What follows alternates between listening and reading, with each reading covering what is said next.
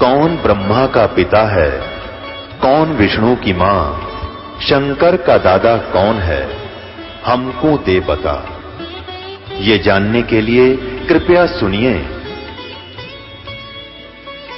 जगत गुरु तत्वदर्शी संत रामपाल जी महाराज के अमृत वचन सर्व पवित्र धर्मों के पवित्र शास्त्रों के आधार पर।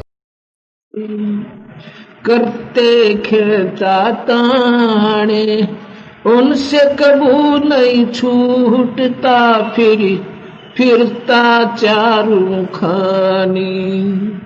कबीर चार खान में भ्रमता, कदे न लगता पारे।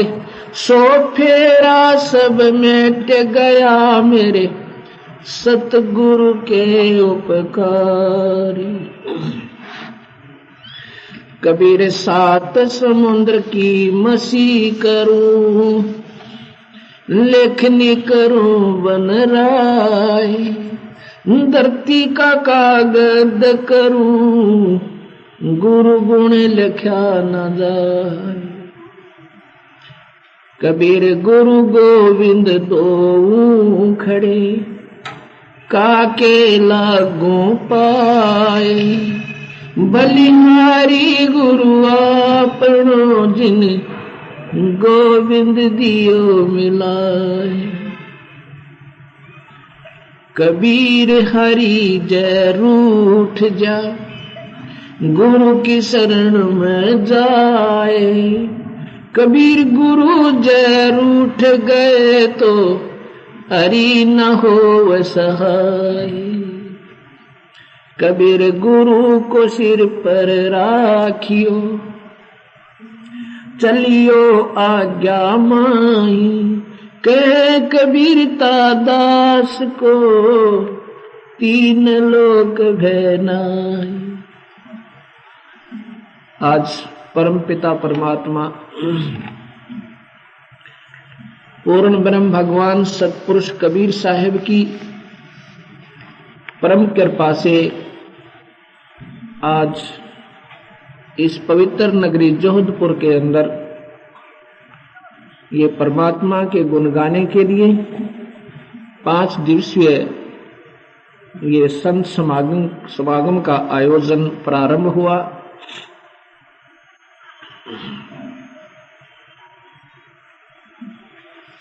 तुलसीदास जी कहते हैं, सुत दारा और लक्ष्मी घर पापी के भी हो, ये संत समागम हरि कथा। तुलसी दुर्लभ तो संतान संपत्ति उन परिवारों में भी हो सकती है, उनके पिछले संस्कार कर्म आधार पर, जो परमात्मा को कभी भी याद नहीं करते, शराब पीते हैं और दुनिया को लूट लूट कर अपना घर भर रहे हैं, क्योंकि उन्होंने पिछले जन्मों में कोई ऐसे शुभ कर्म किए हुए हैं जिसके आधार पर परमात्मा उन्हें वह सर्व सुविधा दे रहा है जो आम व्यक्ति को भी शायद उपलब्ध ना हो, जो भक्ति भी कर रहे हैं, क्योंकि उनका पिछला संस्कार, जैसे शुभ कर्म उन्होंने किए हैं, वो परमात्मा उन्हें पूर्ण देवेगा। यदि उन नादान आत्माओं को सत्संग नहीं सुनने को मिला, उनका जीवन व्यर्थ हो जाएगा। जैसे जमींदार अपने पिछले सीजन में जो कनक बीजी थी, उसको निकाल के अपने घरों में रख लेता है और उसको खा रहा है। यदि उसमें से कुछ बीजेगा नहीं तो उसका वो इकट्ठा किया हुआ अन्न एक दिन समाप्त हो जाएगा और वो भूखा हो जाएगा, उसके बच्चे भी भूखे मरेंगे और वो स्वयं भी भूखा होगा। ऐसे ही हम प्राणी पिछले जन्मों में जैसे भी हमने कर्म किए हुए हैं, उनके आधार पर आज हमारा प्रारब्ध बना है। उसके अंदर जिनके शुभ कर्म अच्छे हैं, आज उनके हर सुविधा उपलब्ध है, कार हैं, कोठी बनी हुई है और खूब अच्छे टेलीविजन लगे हुए हैं, सब सुविधाएं हैं, क्योंकि परमात्मा किए हुए का भाग्य कर्म इस जीव को अवश्य देता है। यदि वो आगे के लिए बीज नहीं बीजेंगे, अर्थात शुभ कर्म नहीं करेंगे, तो वो प्राणी अपने किए हुए पुण्य कर्म को समाप्त करके और फिर 84 लाख योनियों में चले जाएंगे। इसके लिए संत कहते हैं कि संत समागम हरि कथा, ये जो आज शुभ दिन दाता ने, उस परम पिता ने आपको उपलब्ध करवाया है, ये बार बार नहीं होता। ये ना जाने किन पुण्यात्माओं के शुभ कर्मों के आधार पर ईश्वर ने ये सारी व्यवस्था किसी भक्त आत्मा को मीडिया बनाकर, माध्यम बनाकर और यहां पर ये शुरू करवाई है। आप देख रहे हो, परमात्मा को चाहने वाली आत्माएं बहुत है,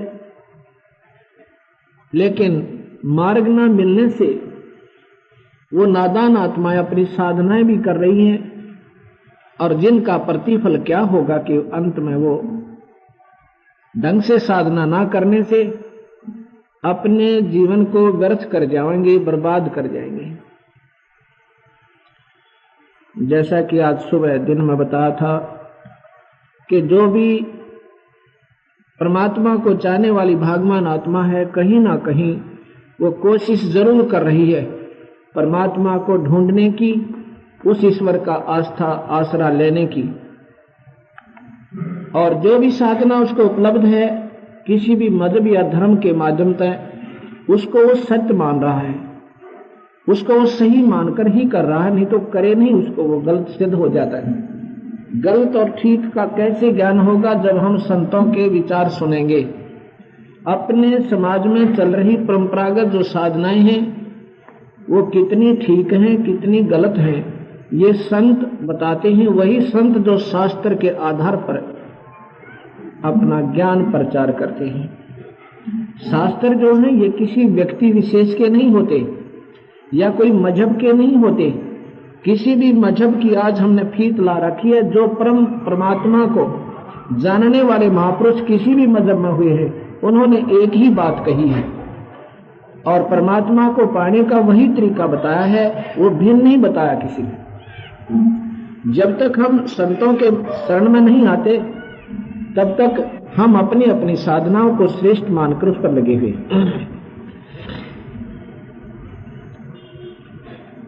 सत्संग उसका नाम होता है जो सत्य का निर्णय करे और किस आधार पर करे। हमारा जो संविधान है, परमात्मा के बारे में जानकारी, उसके संविधान को, उसके नियमों की जानकारी हमें कहां से होगी? यदि हमने ब्रह्म साधना करनी है तो गीता जी एक अनमोल शास्त्र है और वेद भी उसी का प्रमाण देते हैं।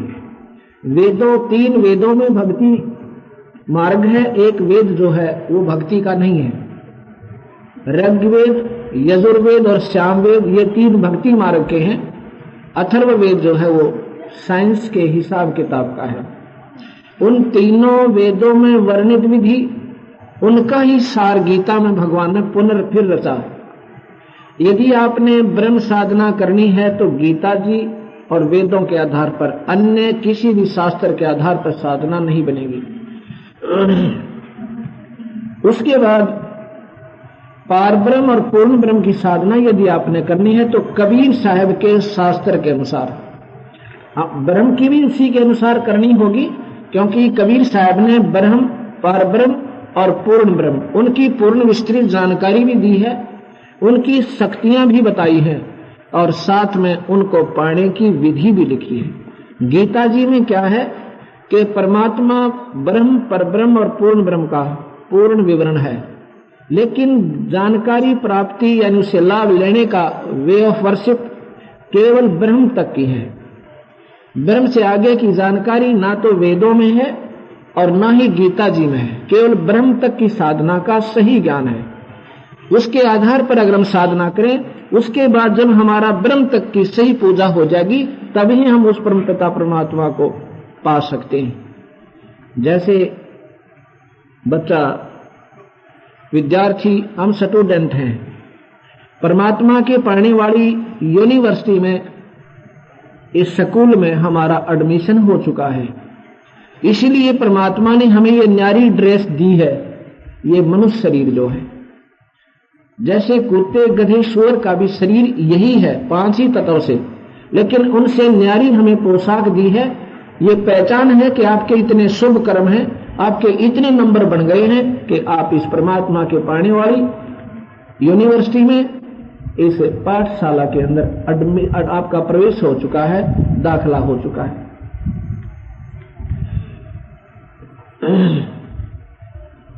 तो जब हम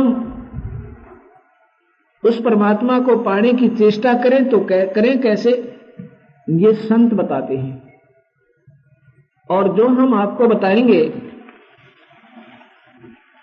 वो आपने एक नई नई बातें लगेंगी, लेकिन कुछ ही दिनों में अगर आप लगातार ये 5 दिन दोनों टाइम सत्संग सुन लेना, आप इतना पश्चाताप करोगे, हे परमात्मा, हे मालिक, हम आंखें होते हुए अंधे हुए, हमारे पास शास्त्र रहे, गीता जी रही और पुराण हमारे पास है, वेद भी उपलब्ध है। अब वेदों का सरलार्थ भी उपलब्ध है, गीता जी का हिंदी अनुवाद भी उपलब्ध है। हाँ, इतना जरूर है कि जिन्होंने पूर्ण परमात्मा का सही ज्ञान नहीं था, उन अनुवादकर्ताओं ने गीता जी को सही ढंग से सुलझा नहीं पाए, लेकिन शब्दार्थ सही किया, कई जगह शब्दार्थ को भी गलत किया। गीता जी में 18वें अध्याय का 47वां श्लोक है। उसमें भगवान कह रहे हैं कि अर्जुन, अपनी शास्त्र अनुकूल सही साधना को दूसरों की सुनियोजित बढ़िया लगने वाली शास्त्रहीन गुणहीन गुण रहित साधना को उनकी तड़क भड़क देखकर नहीं त्यागनी चाहिए। अपने धर्म में, अपनी पूजा में, अपने पूजा धर्म का मतलब है स्वधर्माय, माने अपनी धार्मिक पूजा में अंतिम सांस तक लगा रहना चाहिए, उसी में प्राण त्याग जाना चाहिए, जो आपकी श्रेष्ठ साधना है। गीता में अनुवादकर्ताओं ने क्या कर दिया कि हे अर्जुन, अपनी गुण रहित साधना को नहीं त्यागना चाहिए, दूसरों की बढ़िया साधना को देखकर अर्थ को अनर्थ कर दिया। ये गीता मेरे पास उपलब्ध है और इसकी 1,06,80,000 प्रतियां समाज में पहुंच चुकी हैं, जिसमें क्या गलत सरलार्थ किया है कि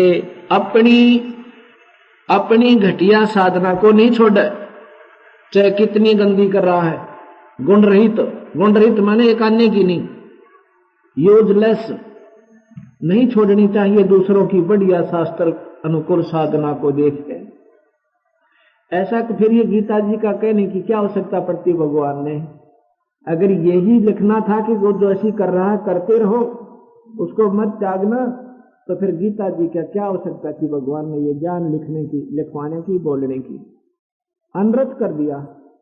अर्थ बनता है कि अपनी शास्त्र अनुकूल साधना को दूसरों की गुण रहित घटिया साधना जो शास्त्र के अनुकूल नहीं है, उसके विपरीत है, उसको चाहे वह कितनी बढ़िया दिखाई दे, वह अपनी असली साधना को कभी मत नहीं छोड़ना चाहिए, उसमें अंतिम सांस तक लगा रहना चाहिए। ये ऐसा कह दिया, जिसका कितना भयंकर परिणाम निकला कि कोई माता धोक रहा है तो माता जी पर लग रहा है, किसी ने मंदिर में घंटी बजा रहा है तो मंदिर में ही परमात्मा मान रखा है। मंदिर में परमात्मा नहीं है, मूर्ति में भगवान नहीं है, वो तो फिर सर्वव्यापक है, कण कण में विद्यमान है। मंदिर में किसने भगवान बना दिया, किसने बैठा दिया? कोई पशु तो है नहीं इसको बांध दिया वहां जाकर किसी ने। विचार कीजिए, मंदिर में एक प्रतिमा बनाई रखी होती है किसी देव की, भगवान विष्णु की हो सके, भगवान शिव की हो सके, श्री राम और सीता जी की हो सके। उस मूर्ति से हमें क्या ज्ञान होता है कि ये परमात्मा जिसकी तस्वीर, जिसका स्वरूप हम देख रहे हैं, इसमें क्या क्या गुण थे, इन्होंने क्या क्या लीलाएं की, ये कितने काम के भगवान थे। लेकिन उसमें भगवान नहीं है, वो गुण नहीं है जो भगवान के होते हैं। जैसे एक बार मैं आपको बताता हूं, जब कबीर साहब की, भगवान की हमने ये जानकारी हुई, उनका विचार किया गहराई में, क्योंकि मैं भी गीता का तगड़ा उपासक था। भगवान कृष्ण, भगवान शिव और हनुमान जी और माता मंगलवार का व्रत रखना। अब पता चला ये तो कहीं किसी शास्त्र में भी प्रमाण कोई ना कि किस प्रकार हमें साधना करनी चाहिए, वो विधि नहीं थी। एक बार मैं कुछ फल लेने के लिए एक फल वाले की दुकान पर जाता हूं। वहां पर मैं केले ले रहा था, साथ में एक सेब लेने वाला आ जाता है ग्राहक। वो दुकानदार से कह रहा, भाई मुझे बढ़िया सेब दे देना, पैसे तेरी मर्जी के। दुकानदार फल वाला कहता, भाई उसने ऐसे अपने कॉलम से बना रखे, खाने नारे नारे ऊपर तक। उसने कहा, ये तेरे सामने सेब रखे, छांट ले अपनी मर्जी से, मेरे पास यही है। वो कहता है, इनमें कोई अच्छा सेब नहीं है, ये ऊपर वाले सेब दे दे जो तूने ऊपर वाले कॉलम में, यानी उस ऊपर के हिस्से में रखे हुए हैं।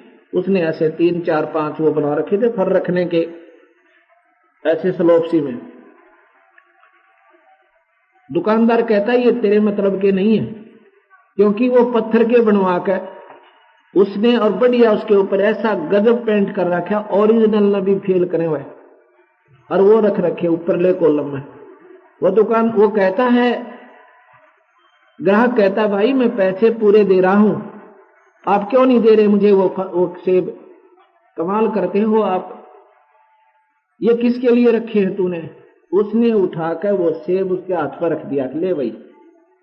वो देखा किलो पकेगा, पूरा वजन उसमें, और बोला ये क्या है? ये तो पत्थर का है। तो और मैं क्या कह रहा था तुझे, ये तेरे मतलब के नहीं है, ये तो दिखान खातर रख रखे, मैंने वो शोबासी बनी रहा है। तो उस सेब में वो गुण नहीं थे, नजर वैसा ही आ रहा था, ना वो मीठा और ना पेट भरे, पर उस सेब के देखने से सेब की महिमा का ज्ञान जरूर हुआ, पर उस पत्थर में सेब नहीं था, उसमें रस नहीं था, वो गुण नहीं था। ऐसे ही भगवान मंदिर में नहीं है, ना मूर्ति में है। मूर्ति केवल जानकारी देती है कि ये भगवान क्या था और ये कैसा था। अब जैसे कोई बच्चा स्कूल पढ़ रहा है, पुस्तक में वो देखता है बढ़िया आम, उसके फर्स्ट क्लास यानी नर्सरी केजी के बुक में, और उस सेब ने देखकर कहता, पापा मैं तो सेब लूंगा। और पापा के बेटा ये सेब है, खा ले इसने। और उसके ऊपर चाहे आरती उतारो उस सेब की, चाहे उसके ऊपर आदर से उसके गुणों को ज्ञान आधार पर कितनी उसकी श्रद्धा करो और उसकी सम्मान करो, वो मुंह मीठा नहीं कर सकता। वो कागज की मूर्ति का सेब, आम, उस आम ने ये ज्ञान दिवा दिया कि ये बहुत मीठी वस्तु होती है, इसको प्राप्त करना चाहिए। ऐसे इस पत्थर की मूर्ति ने हमें सेंटिमेंटल का काम किया, एक प्रेरणा दी हमारे अंदर की ईश्वर बहुत काम की चीज है, इसको पाना चाहिए। जैसे आम को पाने के लिए विधि है, उस मूर्ति में आम नहीं है, उसकी चित्र है। ऐसे ही मंदिर में भगवान नहीं है, वो उनका चित्र है ईश्वर का।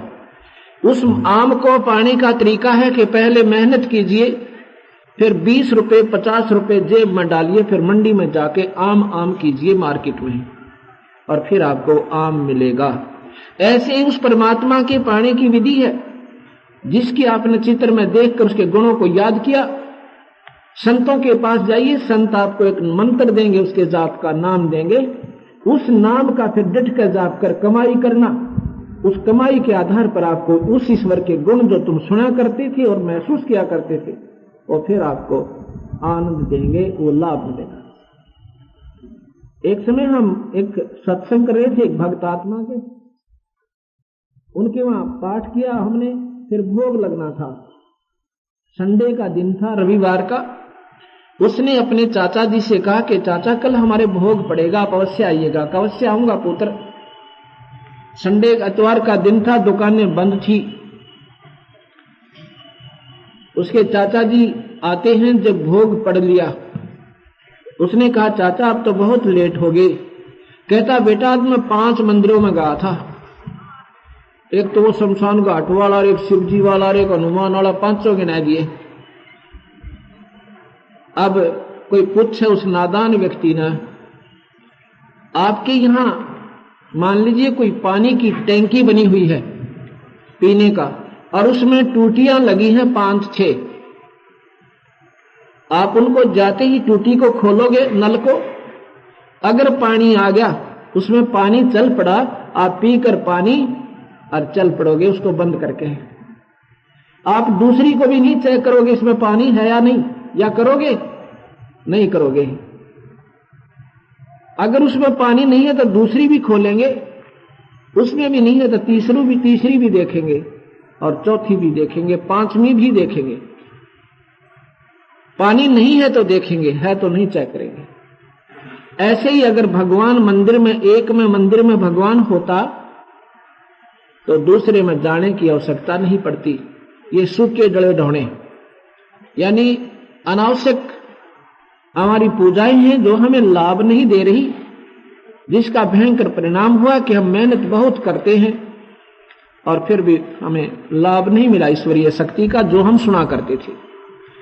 कबीर साहब कहते हैं, गुरु बिन किन्हे न पाया ज्ञाना, जो थोथा बुछड़े किसाना। संत के बिना किसी को भी भक्ति मार्ग की जानकारी नहीं हो सकती। ऐसे ही जैसे थोथे भूस को, यानी खाली भूस जिसमें कनक ना हो और उसको कूट रहा हो कोई, मेहनत बराबर है, परिश्रम बराबर है, पर अंत उसका रिजल्ट 0 होगा। ऐसे ही हम जो साधनाएं करते हैं ये हमारी व्यर्थ है। अब ये बातें हमें शुरू में जो बुद्धिमान जीव हैं वो तो अवश्य स्वीकार करेंगे, और जो रूढ़िवादी हैं, जिन्होंने दूसरी सुननी ही नहीं, जो हम कर रहे हैं वो ठीक ही है तो करते रहो, कोई दबाव नहीं किसी पर।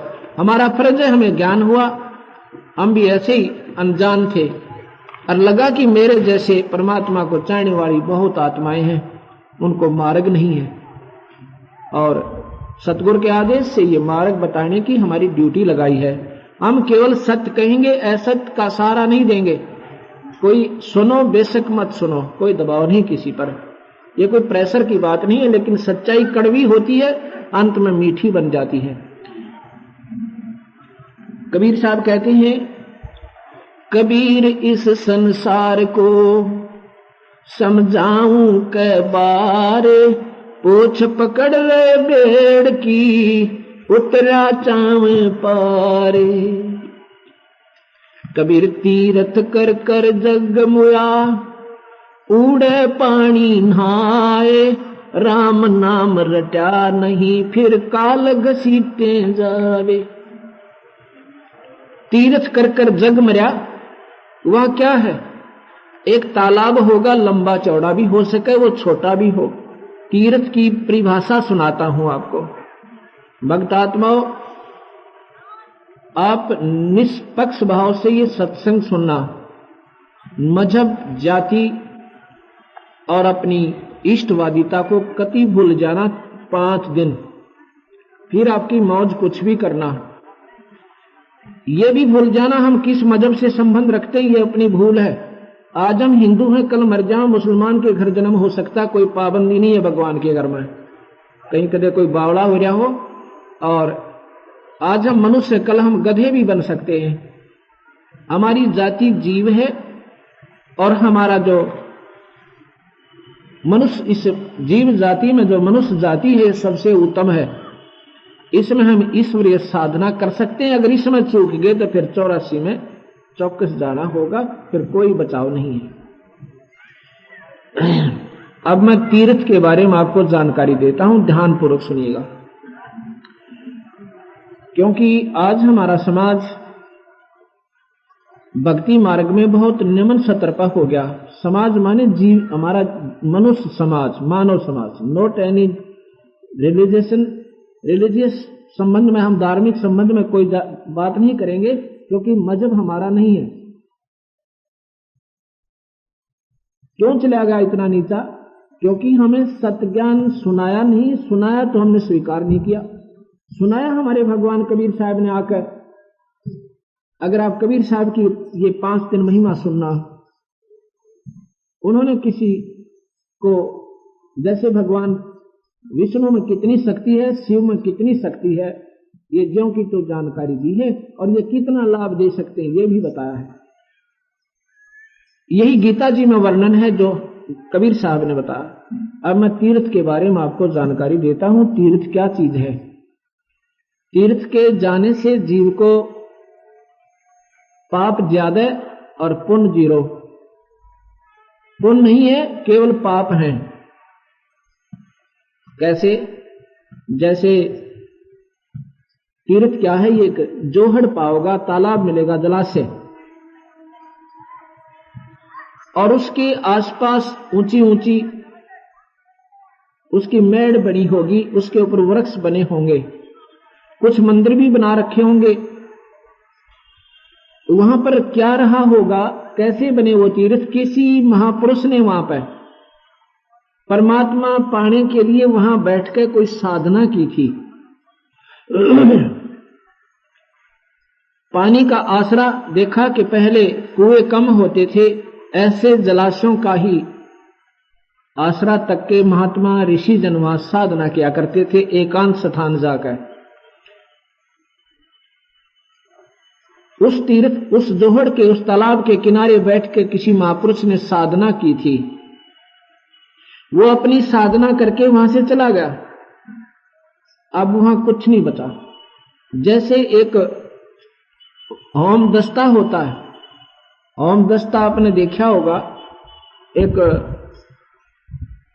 लोहे का ड्रम सा होता है, गोल राउंड, जैसे उखल होता, उखल ये बाजरा आदि कूटते हैं उसमें, ऐसा। और एक लोहे का उसका डंडा होता है, रॉड सी लंबोटी, उसमें ऐसे किसी ने सामग्री कूटी, किसी का दूसरे का मोम दस्ता उधारा लेकर अपनी हवन सामग्री उसमें कूट के उसका बना के मिश्रण, और उस होम दस्ते को बिल्कुल साफ कर दिया, कति पहुंच के धो के और पड़ोसी का वापस दे दिया। फिर भी उसमें महक बच गई, और उन्होंने जाकर के अपने घर में कमरे में अपनी चारपाई के नीचे रख दिया। जब उस कमरे में वो बढ़ते हैं, प्रवेश करते हैं, तो कहते हैं पता नहीं आज इसमें इतनी महक कहां से भर गई। जब ढूंढते ढूंढते देखा कि ये तो इस मोहम दस्ते में से, इस पात्र में से आ रही है। फिर ध्यान आया कि कोई पड़ोसी मांग कर दे गया था, उसने कोई अपनी सामग्री कूटी होगी, पर उसमें सामग्री भी नहीं है, केवल महक है, और 1 हफ्ते के बाद वो महक भी नहीं रही। ऐसे ये तीर्थ है। वो भगवान की भक्ति रूपी सामग्री कूटने वाले संत ने उस तीर्थ रूपी मोम दस्ते पर अपनी साधना की सारी कमाई लेकर चला गया। वहां नहीं छोड़ा उसने कुछ भी, पर फिर भी वहां उसकी भक्ति का कुछ अंश रहा, पर उस अंश भी कुछ दिनों में समाप्त हुआ। अब वो तीर्थों में भी वो अंश नहीं है। जहां थोड़ी देर जाने से शांति तो मिल जाती है, लेकिन लाभ जीवन कति नहीं।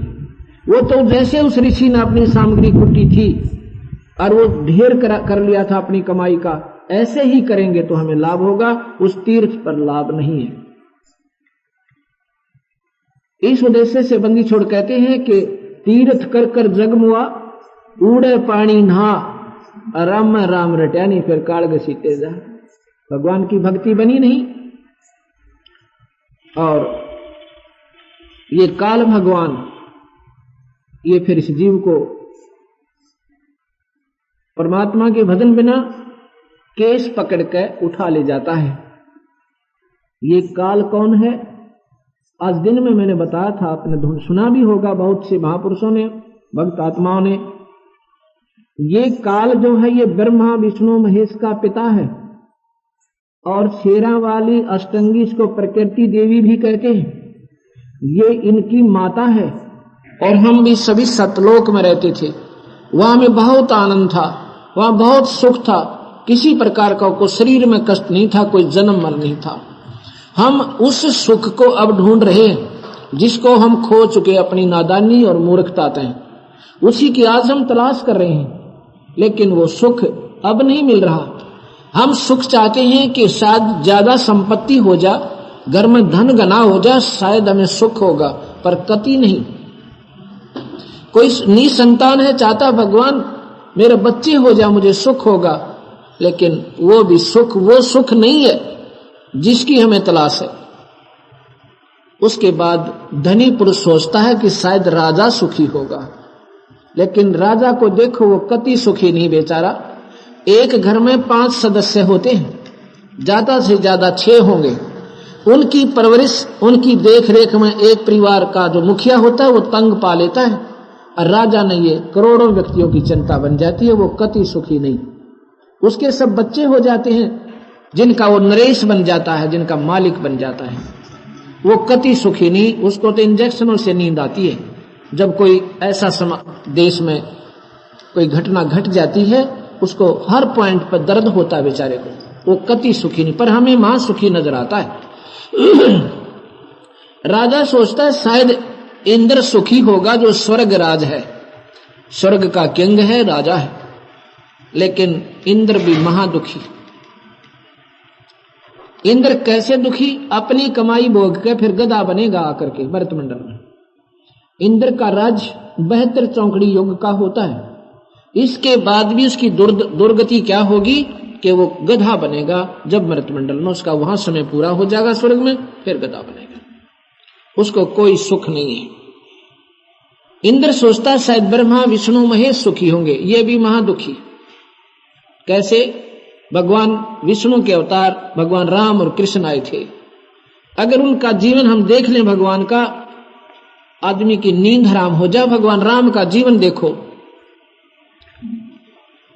पैदा हुए, कुछ दिन के बाद ब्याह हुआ, ब्याह के तुरंत बाद वनवास हुआ, वनवास से सीता हरण हुआ, वहां 12 वर्ष तक युद्ध हुआ, और उसके बाद सीता घर आई, घर से सीता का निकासन, पति पत्नी न्यारे न्यारे, सुख नाम की चीज नहीं। उसके बाद भगवान कृष्ण की जीवन लीला देखो। ये काल सभी को नचा रहा है, अपने बच्चों को भी नहीं बख्शता। ये भगवान कृष्ण की लीला देखो। जेल में जन्म हुआ, कभी पूतना मारने जाती है, कभी केसी मारने जावे, कभी मामा दुश्मन हो गया कंस, बच्चा ने भी मरवा दे, और फिर चारण जैसे पहलवान से मामा कुश्ती करावा अपने भांजे की, जो जान से भी प्यारा हो, सब बहन का बेटा होता है। और उसके बाद फिर कभी शिशुपाल से लठ बाजे, कभी जरासिंह आ रहा है, कभी काल्यवन ने चढ़ाई कर दी, और अंत में भगवान कृष्ण का सर्वनाश हुआ उनकी आंखों के सामने। ये ध्यान तो सुनना भाई, भगवान कृष्ण का सर्वनाश भगवान के सामने हुआ, कोई बचाव भगवान नहीं कर सका। यादव कुल का उसके बेटा भी मरा, प्रद्युम्न, उनका पोता मर गया अनिरुद्ध, और साथ में भगवान कृष्ण को तीर मार के हत्या कर दी गई।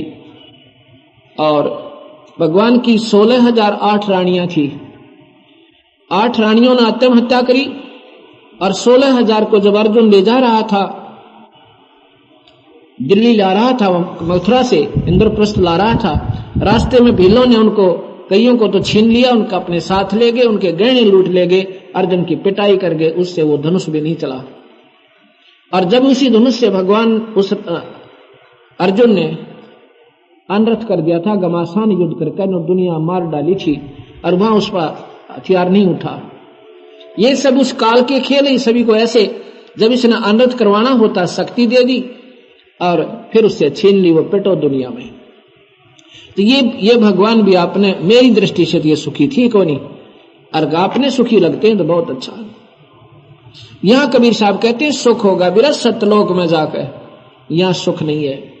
भाई तन दर सुखिया कोई न देखा, जो देखा सो दुखिया हो, उदय अस्त की बात करते हैं, मन सबका किया विवेक का हो।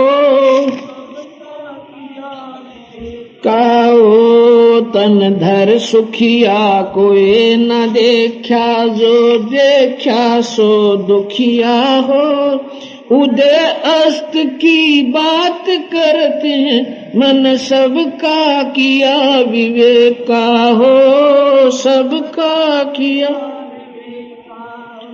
घाटे बाद सब जग दुखिया के गृहस्थी बैरागी हो।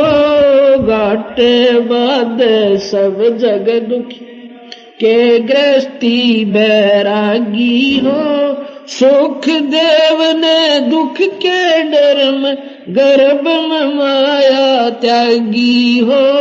गर्भ में माया त्यागी हो। तन धर सुखिया कोई न दे, जो देखा सो दुखिया हो। उदय अस्त की बात करते हैं, मन सबका किया विवेक हो।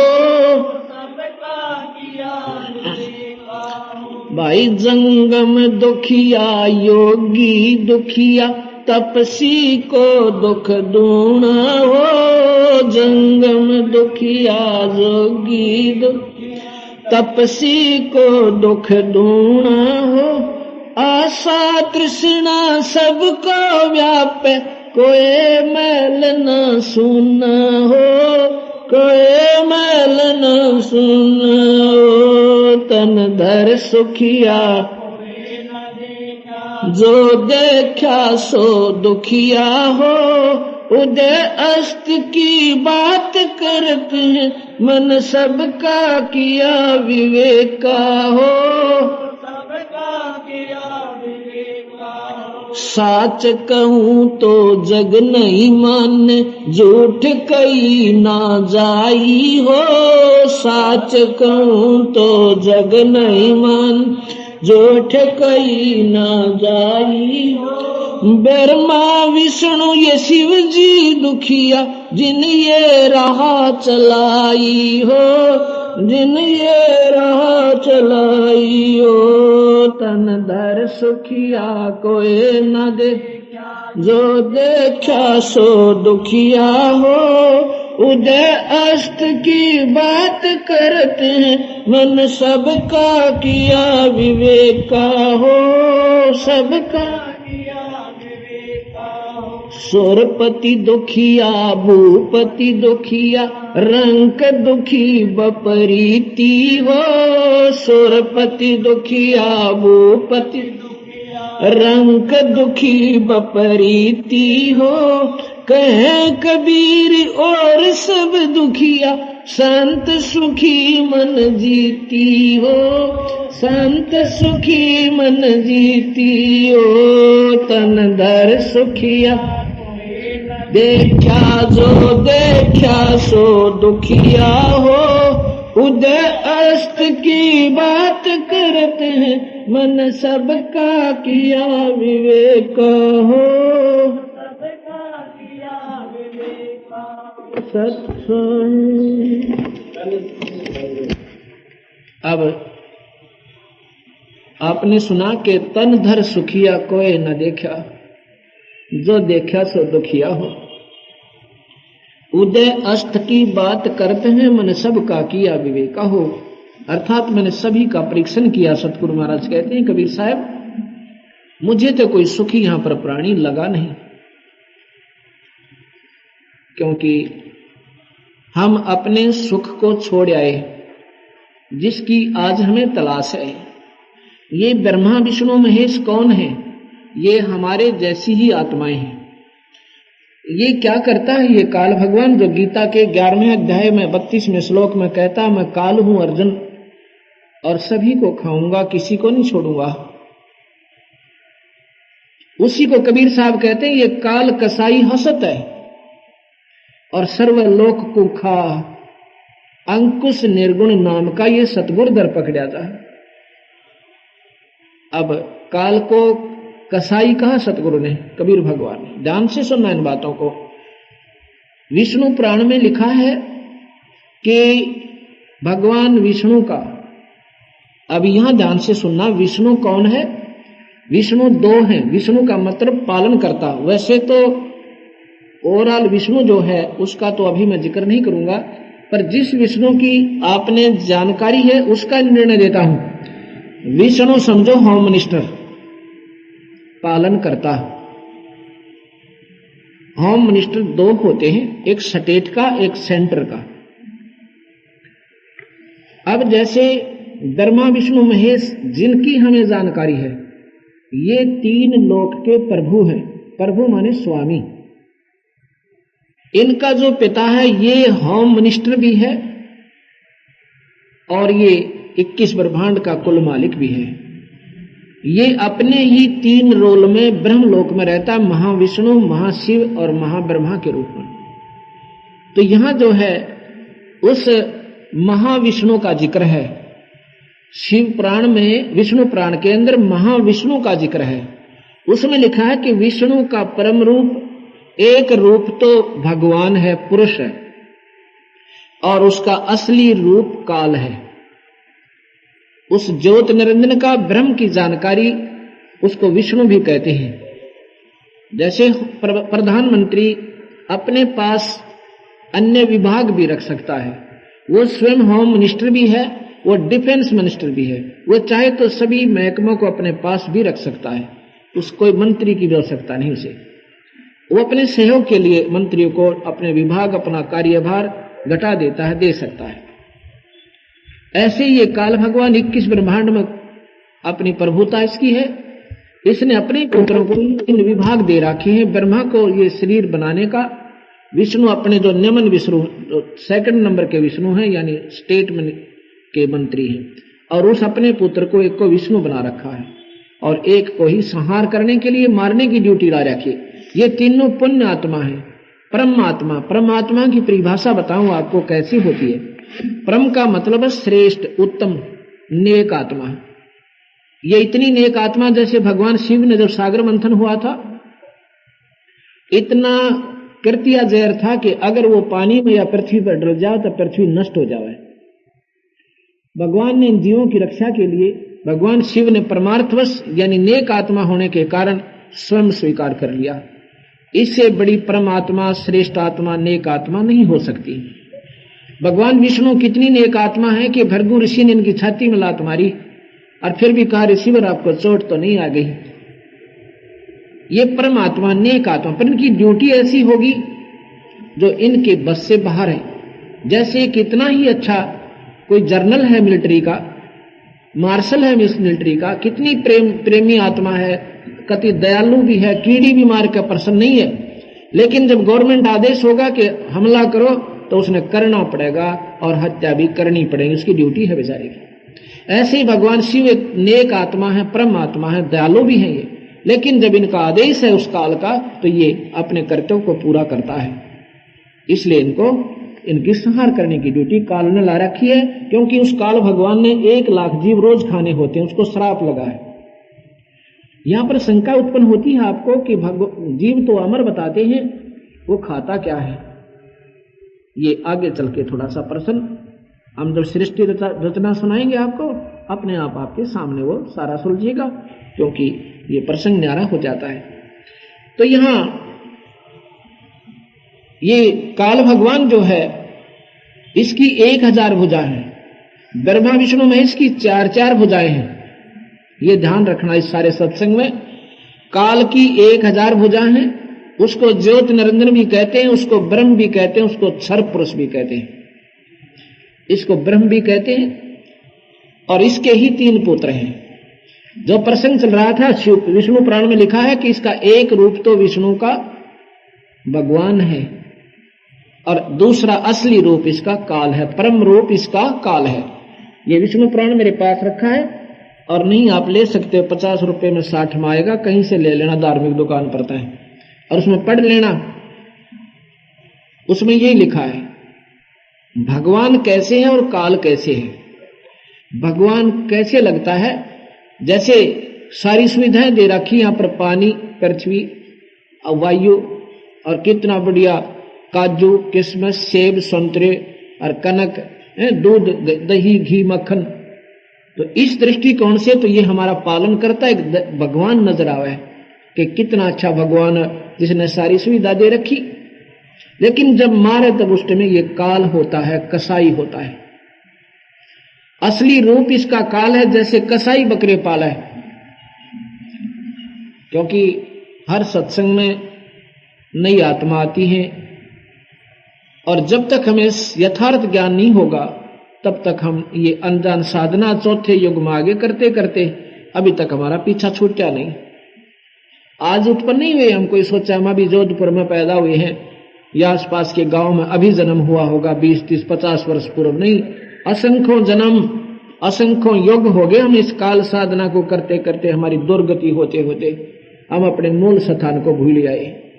जब तक वहां नहीं जालेंगे तब तक हमें कोई स्थायी सुख नहीं हो सकता, अस्थायी सुख रहेगा। जैसे कसाई बकरे पालता है, उन बकरों को सर्व सुविधा प्रदान करे और उसमें उन नादान पशुओं को वो कसाई अपना मालिक नजर आवे, क्योंकि पानी पिलावे, घास खिलावे और ऊपर छाया कर रखी चारों तरफ हिंसक जानवरों से बचने के लिए, और रक्षार्थ एक हमारी जो फेंसिंग कर रखी चारों तरफ हमारे, उसने बाड़ लगा रखी। जब वो कसाई उन बकरों के बाड़े में जाता है, वो नादान उससे प्यार करते हैं, उसे लाड करते हैं, उसके ऊपर ऐसे पैर डाल के अपना पूर्ण प्यार दर्शाते हैं कि हमारा मालिक आ गया। और वो ये देखता है ऐसे हाथ लगा के, ये कै किलो का होगा, कितना मांस है इसमें, और वो नादान उसको अपना भगवान समझ के उसको चाटते हैं जीभ से। और उसका दृष्टिकोण क्या होता है, ये कितने कितने किलो के हो गए, ना कौन पानी पियावर कौन छाया दे। और फिर वो निकाल ले जाता, किसी का बेटा आओ, किसी बकरे की बेटी आओ, चाहे माँ आओ चाहे बकरा आओ, एक हिसाब से हाँक ले जाता है और उनको जाते काट दे। उसका परम रूप यानी कसाई है। एक रूप तो मालिक दिखे, असली रूप उसका कसाई है। ऐसे ही ये निरंजन काल भगवान, एक रूप तो वो भगवान दिखे और दूसरे में वो सबको मारे और सबको खावे, उसका परम रूप काल है। ये विष्णु पुराण में लिखा है। कदे कोई न सोचा महाराज जी वही पीछे पड़ रहे हैं इनका, वे काल काल कर रहे हैं, ये लिखा हुआ है न्यू का न्यू। और स्वयं भगवान के गीता में मैं काल हूं अर्जुन, और एक ने नहीं छोड़ू, सब न खाऊंगा। अब कबीर साहब कहते हैं नादानो, जो सुनकर मैं काल हूं सबको खाऊंगा, तो फिर कोई सोचा, कोई दिमाग पर जोर नहीं दिया तुमने। अब मैं आपको थोड़ी सृष्टि रचना सुनाऊंगा, तब आपकी ये सारी कहानी आपके हृदय में समावेगी कि वाकई बात यूं की यूं है। जैसा कि दिन में मैंने बताया था कि ब्रह्मा विष्णु महेश ये शेरा वाली के पुत्र हैं, अष्टंगी के, इसको प्रकृति भी कहते हैं, और काल इनका पिता है। ये वेद शास्त्रों में लिखा है, और गीता जी के 14वें अध्याय का 3रा, 4था, 5वां ये श्लोक पूर्ण प्रमाण देते हैं। अब ये काल और हम अब यहां पर कैसे आए, अब आपको सुनाता हूं कि पहले यहां कोई ब्रह्मांड नहीं था, केवल एक सत्यलोक है, वो था।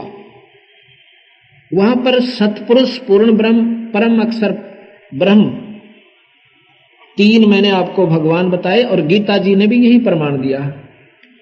3 परमात्मा है, एक क्षर, एक अक्षर पुरुष, एक क्षर पुरुष, एक अक्षर पुरुष और एक निअक्षर पुरुष यानी परम अक्षर पुरुष। ये 3 परमात्मा गीता जी का 15वां अध्याय का 16, 17 और प्रमाण देते हैं। अध्याय के 15वें अध्याय के 16, 17 श्लोक। जो परम अक्षर पुरुष है यानी पूर्ण ब्रह्म परमात्मा है, उसके अवतार स्वयं कबीर भगवान आए हैं। अब यहां प्रश्न उठेगा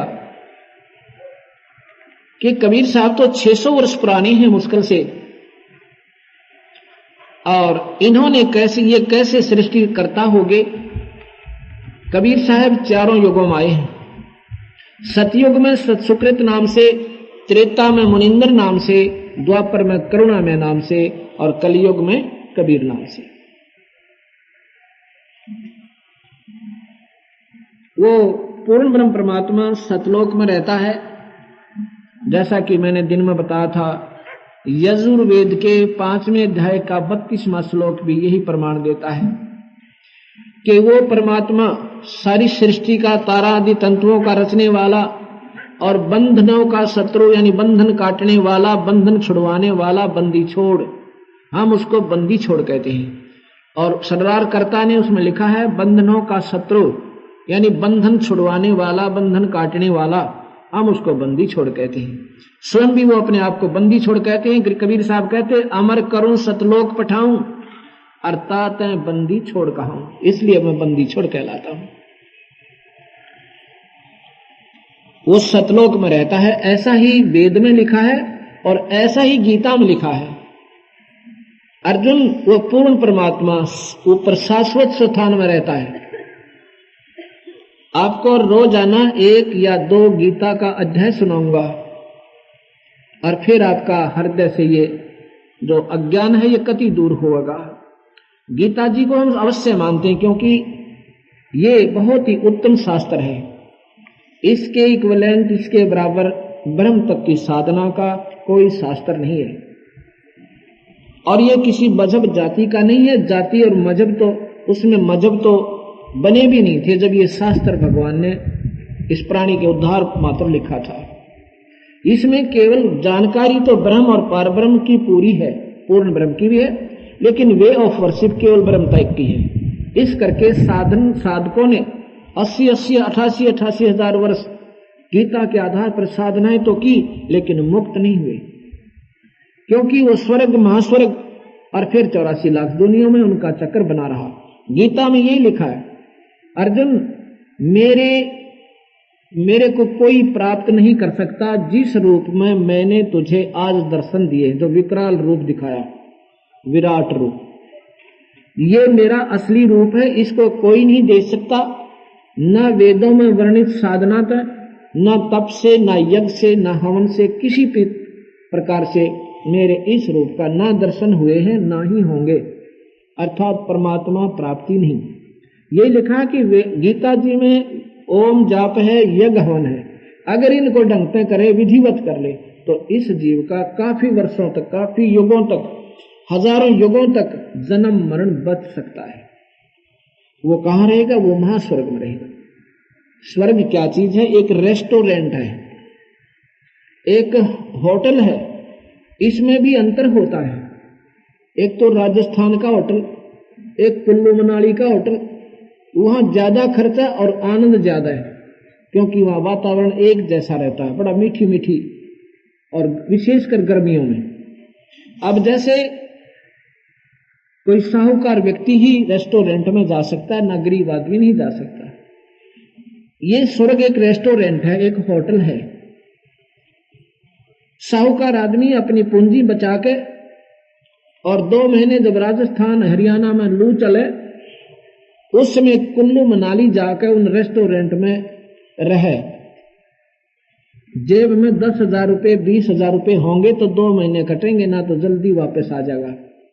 वहां अपनी जेब कटवा के, यानी 2 महीने मौज मार के और पूंजी खो के, फिर मुंह लटका के इसी क्षेत्र में फिर आ जाना।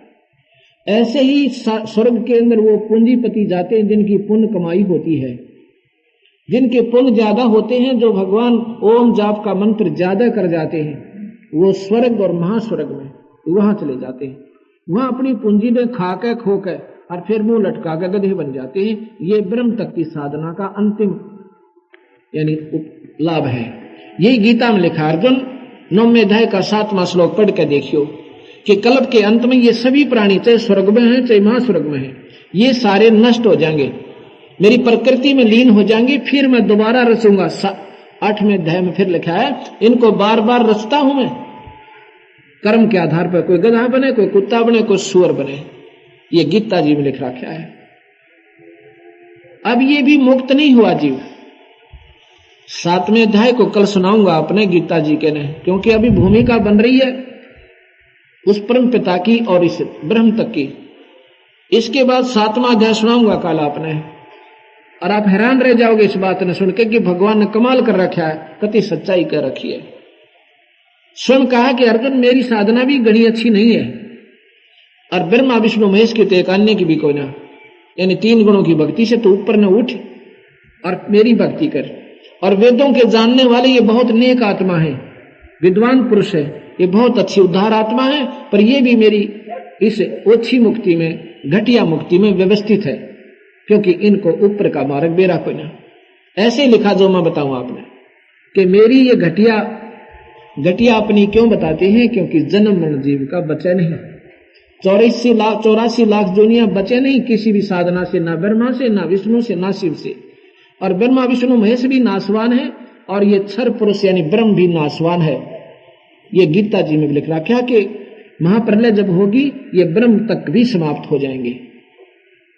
और वास्तव में अविनाशी तो कोई और है अर्जुन, जो तीनों लोकों में प्रवेश करके सबका धारण पोषण करता है, उसको परम अक्षर परमात्मा यानी पूर्ण परमात्मा के नाम से जाना जाता है। ऐसा ही लिखा है। वो परमात्मा कौन है? हम सभी सतलोक रहते थे, वहां पर ये काल भगवान भी रहता था। मैं यहां थोड़ा सा शॉर्ट बनाऊंगा। आपने विशेष जानकारी पानी है तो ये हमने एक पुस्तक बनाई है इस दास ने, ये गहरी नजर गीता में। इसमें सारी सृष्टि रचना, सभी शास्त्रों के आंशिक लेख जो परमात्मा के बारे में ज्ञान देते हैं, जैसे देवी भागवत महापुराण का वो 3रा स्कंद का वो अंश जिसमें सारा स्वीकार करते हैं कि हम शेरा वाली माता के पुत्र हैं, और इसी अष्टंगी को शेरा वाली को प्रकृति कहते हैं। इसी से ब्रह्मा विष्णु महेश की उत्पत्ति हुई। ऐसे विष्णु पुराण का आंशिक लेख, महाभारत का आंशिक लेख, और साथ में सतगुरु कबीर भगवान के द्वारा दी गई सृष्टि रचना की पूरी जानकारी, और फिर गीता के हर अध्याय से पहले उसका सारांश, उसके बाद अनुवाद सहित श्लोक हिंदी में भी और उनके शब्दार्थ भी। कोई न्यू ना सोचे कि महाराज जी कबीर पंथी थे, सट्टे मार दिए होंगे, और इसमें सट्टे नहीं लग सकते। ये भगवान के मुख से उच्चारित, भगवान ने स्वयं भगवान कृष्ण के माध्यम से इसको उच्चारण किया। संस्कृत के जो अंदर जो भगवान का अपना उच्चारण है उसको कोई नहीं बदल सकता। हाँ, सरलार्थ, भावार्थ, शब्दार्थ को गलत करना मूर्खता का काम है, लेकिन भावार्थ अपने हिसाब से चेंज कर सकता है लेखक। वो भावार्थ उसके अपने दिमाग की उपज होगी, लेकिन इस सरलार्थ, शब्दार्थ इनको चेंज नहीं किया जा सकता। लेकिन यह भी पाया कि अज्ञानतावश शब्दार्थ भी चेंज करती है। अनुत्तम का क्या अर्थ होता है? अश्रेष्ठ। अनुत्तम, उत्तम उसका विपरीतार्थ शब्द अनुत्तम, उत्तम अनुत्तम, उत्तीर्ण अनुत्तीर्ण। इन्होंने अनुत्तम शब्द का सर्वश्रेष्ठ लिख रखा है। सरलार्थ किया है, बताओ शब्दार्थ। भगवान स्वयं कहता है ना कि मेरी अनुत्तम मुक्ति में उलझे हुए हैं ये, तो वहां लिख दिया मेरी सर्वश्रेष्ठ मुक्ति में लगे हुए हैं ये, यानी सारा ही भावार्थ बदल दिया, अर्थ भी गलत कर दिया, क्योंकि उनको पूर्ण परमात्मा का ज्ञान नहीं। कि भगवान स्वयं कहता भी मेरी पूजा भी अर्जुन बढ़िया कोई ना, इसलिए उस परमात्मा की शरण में जा, तेरा पूर्ण छुटकारा होगा। वो परमात्मा कौन है, इसके बारे में अर्जुन पूछा है। भगवान बताता वो परमात्मा परम अक्षर ब्रह्म है भाई, वो पूर्ण परमात्मा है। ऐसा ही पूछा उसने कि वो ब्रह्म है कौन, तो भगवान कहता वो परमात्मा परम अक्षर ब्रह्म है भाई, यानी पूर्ण परमात्मा है। उसकी शरण में जाने